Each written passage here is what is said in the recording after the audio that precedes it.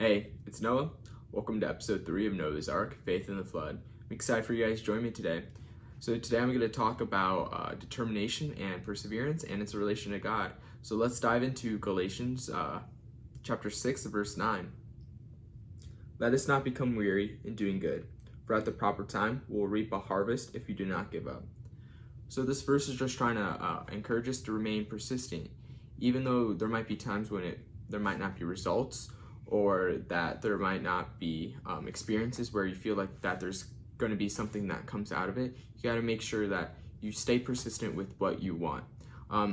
This is just reminding us that perseverance has rewards, but it comes from being persistent and patient.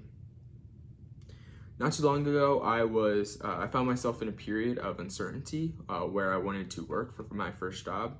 I wasn't entirely sure where I wanted to work, but through it all, I kept my faith at the forefront of my mind. I was led to Witt's Frozen Custard in Ashland, Ohio. I'm just grateful to have the privilege of working there. What makes this job even more meaningful is that it's a faith-based workplace, so it allows me to work in a place that is, again, faith-based, but also work alongside colleagues that have the same commitment to God. In this journey, I've learned that no matter the uncertainties we face, God is always guiding us, and that through persistence and determination, that I was able to receive a job and enable myself during challenges to, yes, get a job. I also think, again, Romans chapter 5, verse 3 and 4 is also a verse that just really touches on what I'm trying to show with what determination, perseverance through God. So again, Romans chapter 5, verse 3 and 4. So it says, not only so, but we also glory in our sufferings, because we know that sufferings produces perseverance. Perseverance, character, hope.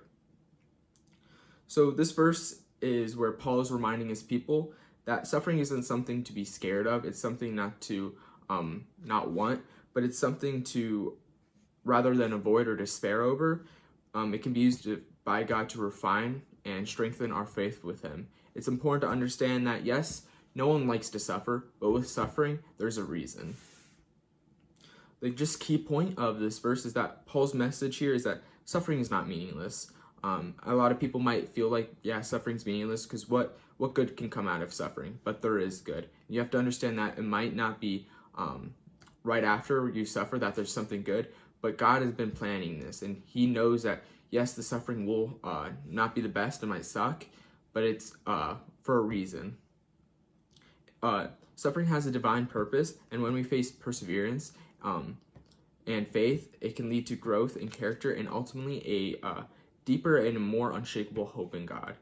The key progression, just Paul is outlining, is that first, suffering produces perseverance. Like I just said, yes, suffering does produce perseverance. When we endure hardships and when we develop the strength to face future challenges, it just leads to perseverance.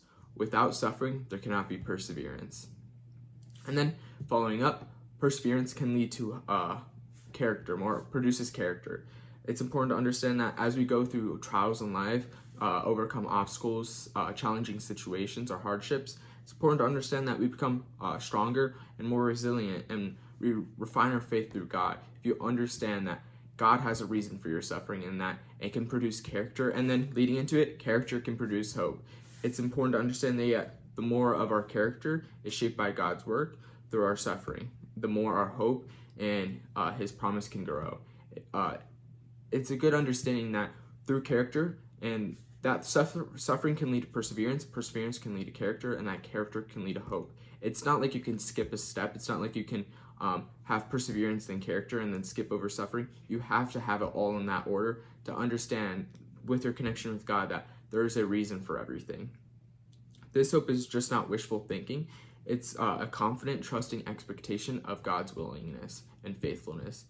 It's just good to understand that through God, there is a reason. When we face challenges, whether big or small, we have the chance to lean on God for the strength and perseverance and even determination that we need in life. Over time, you begin to realize that he's using these trials to better understand who he is and just to refine us, shaping our character to become more like Christ. And I think that's just great. I mean, who doesn't want to lead a life that is more like Christ, be less sinful, and just more kind to everyone? I feel like everybody would agree that they don't want to live a life of just mean, rudefulness. I think it's good that through suffering, it can lead to a better development of our character. Even when life is hard, we can trust that God is there and He's at work shaping us through our struggles. The more we experience His faithfulness, the more our hope grows, and the more we can endure future trials and future hardships. And that it can lead to a deeper sense of peace and confidence. I hope you stayed this far. I hope you can like, subscribe, and follow. God bless.